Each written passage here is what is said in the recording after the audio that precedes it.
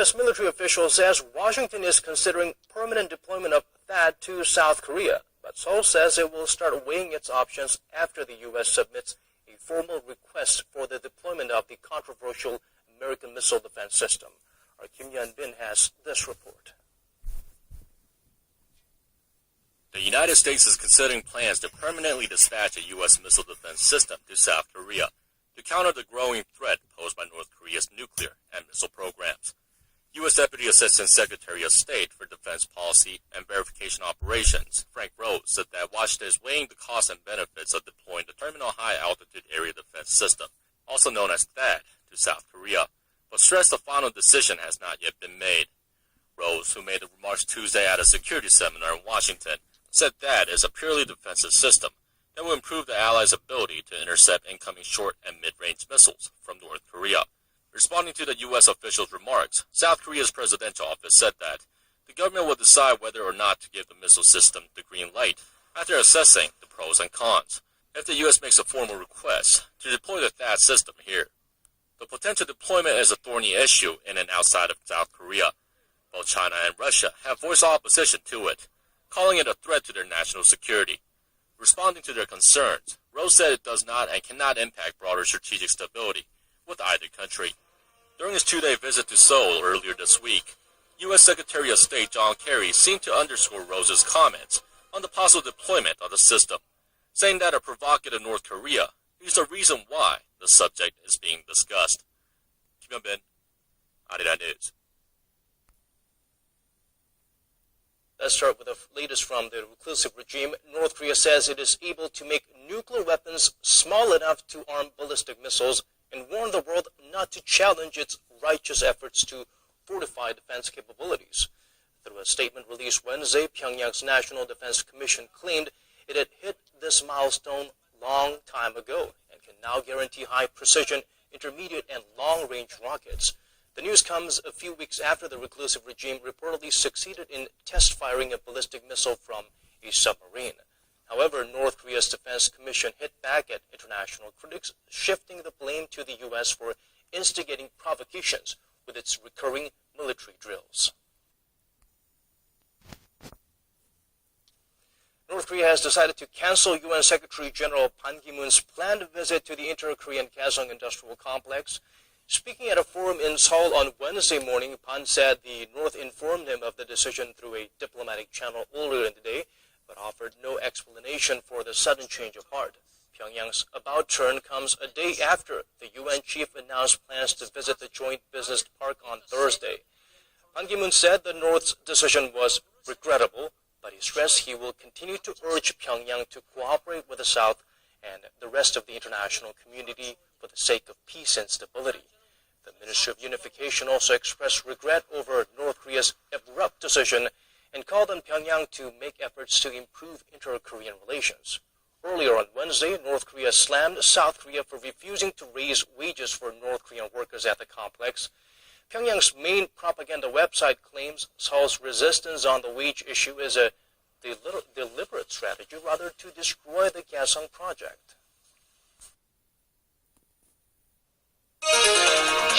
Coming up on Primetime News, North Korea calls off UN Secretary General Ban Ki-moon's planned visit to the inter-Korean Kaesong Industrial Complex and claims the regime has the ability to miniaturize nuclear weapons.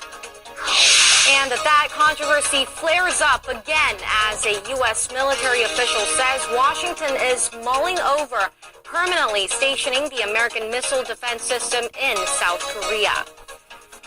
While Japan wriggles its way out of slow growth by aggressively implementing structural reforms and stimulus measures, Korea struggles to do the same. Stay tuned for these stories and more.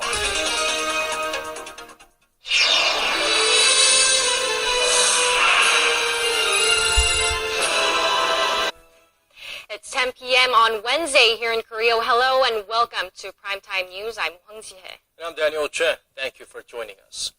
North Korea does it again. And predictability in the unpredictability, Pyongyang pulled the rug from under UN Secretary General Ban Ki-moon on Wednesday morning. suddenly withdrawing an invitation to visit the jointly run Kaesong Industrial Complex. And the South Korean government and political leaders denounced the move, while the diplomat-turned-UN chief called it a deeply regrettable decision. Our Ji Myung-gil starts us off. Ban Ki-moon could have been the first UN chief to visit the reclusive state in 22 years, as well as the first UN chief to visit the factory park in the jointly run Kaesong Economic Zone. But those firsts weren't a consideration for North Korea. I was notified through diplomatic sources that North Korea had canceled their approval for me to visit the Kaesong Industrial Complex this morning. There were no explanations given. Pyongyang's abrupt decision is deeply regrettable. The Kaesong complex, which started operating in 2004, is the last functioning symbol of inter-Korean reconciliation. Pan said he will make every effort to encourage Pyongyang to work with the international community for peace and stability on the Korean peninsula. Seoul's Unification Ministry echoed his view and urged the regime to avoid walking the path to international isolation. North Korean experts say the retraction may have been a deliberate diplomatic discourtesy meant to show displeasure over Pan's criticism of Pyongyang's military aggressions. In a meeting between Pan and South Korean parliamentary leaders on Wednesday morning, Assembly Speaker Chung Hee-hwa said the cancellation is a discourtesy to the UN. He urged North Korea to invite the UN chief to Pyongyang as a gesture of apology. While at the Assembly, Pan called for South Korea's parliament to support the UN's push for climate change, sustainable development, and the adoption of universal humanitarian values by 2030. Relations between Seoul and Pyongyang remain strained following the North's persistent missile tests and nuclear arms development. Ji Myung-gil, Arirang News. And tensions escalate even further as North Korea says it's able to make nuclear weapons small enough to arm ballistic missiles and warn the world not to challenge its righteous efforts to fortify defense capabilities. In a statement today, Pyongyang's National Defense Commission claimed it had hit this milestone long ago and that it can now guarantee high-precision, intermediate, and long-range rockets. However, Seoul's defense ministry says the North is not fully capable of miniaturizing nuclear weapons and warned that Pyongyang should immediately halt all provocations that breach UN Security Council resolutions. The news comes a few weeks after the reclusive regime reportedly succeeded in test firing an SLBM or submarine-launched ballistic missile. But more international experts are raising doubts over that claim. James Winfield, the vice chairman of the U.S. Joint Chiefs of Staff, said the North manipulated its recent test launch video to exaggerate SLBM development progress. During a discussion in Washington on Tuesday, the U.S. military official stressed that Pyongyang is years away from having such capability. And to counter these threats coming from North Korea, a senior U.S. military official says Washington is considering a permanent THAAD deployment to South Korea. But Seoul says it will start weighing its options after the U.S. submits a formal deployment request. Kim Hyun-bin reports. Frank Rose, the U.S. Deputy Assistant Secretary of State for Defense Policy and Verification Operations, said that Washington is weighing the costs and benefits of deploying the Terminal High Altitude Area Defense System, also known as THAAD, to South Korea, but stressed the final decision has not yet been made. Rose, who made the remarks Tuesday at a security seminar in Washington, said THAAD is a purely defensive system that will improve the Allies' ability to intercept incoming short and mid-range missiles from North Korea. In response, South Korea's presidential office said that the government will assess the pros and cons and come to a decision if the U.S. makes a formal deployment request. Admiral James Winfield, the U.S. Vice Chairman of the Joint Chiefs of Staff, says if the two countries engage in talks, Washington will approach the issue with discretion and respect Korea's decision. And it goes without saying that the ROK will have to want to have this system in place, or we simply won't put it there. The potential deployment is a thorny issue in and outside of South Korea. Both China and Russia have voiced opposition, calling it a threat to their national security. Responding to their concerns, Rose said it does not and cannot impact broader strategic stability for either country. Kim Hyun-bin, Arirang News.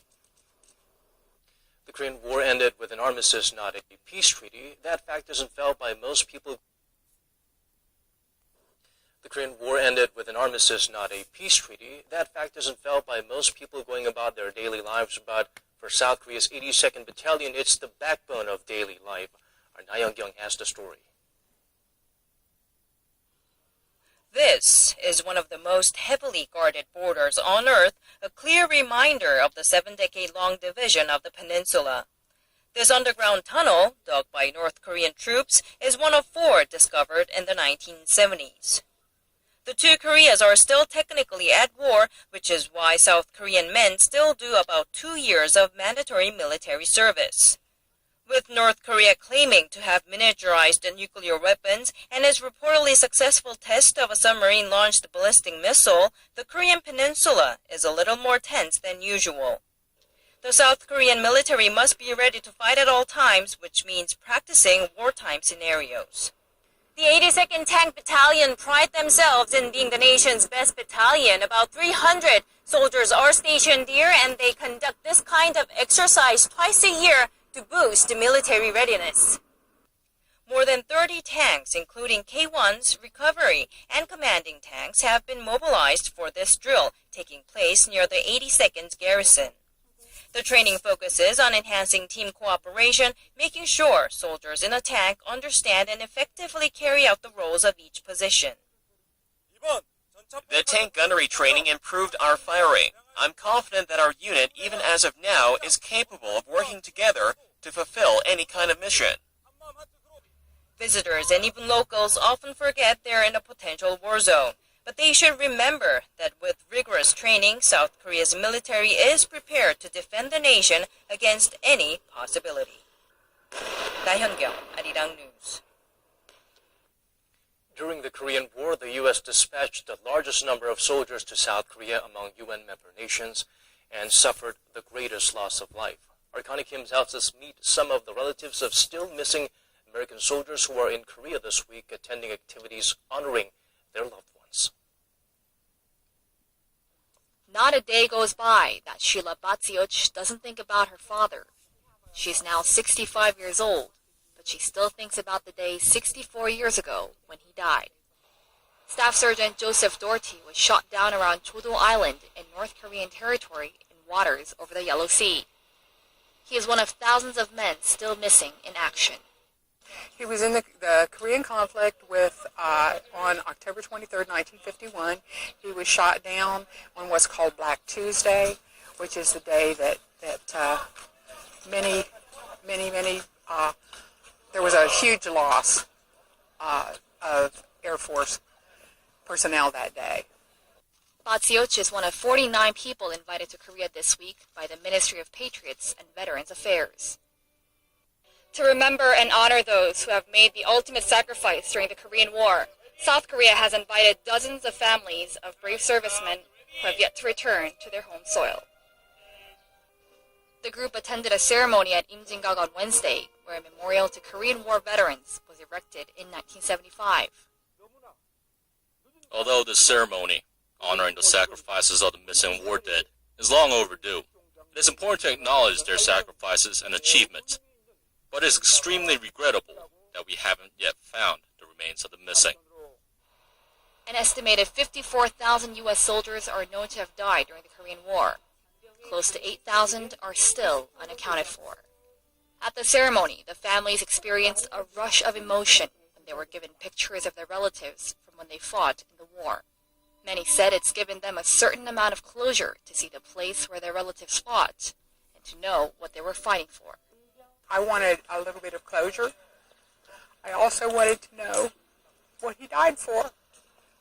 You know, he's missing in action. He's still missing in action. But I wanted to see what it was he died for. And this trip has been wonderful. Connie Kim, Arirang News, Paju. The Business Daily, coming to you live from Seoul, I'm Lee Ji-eun. Let's start by taking a quick look at today's highlights. Peaking and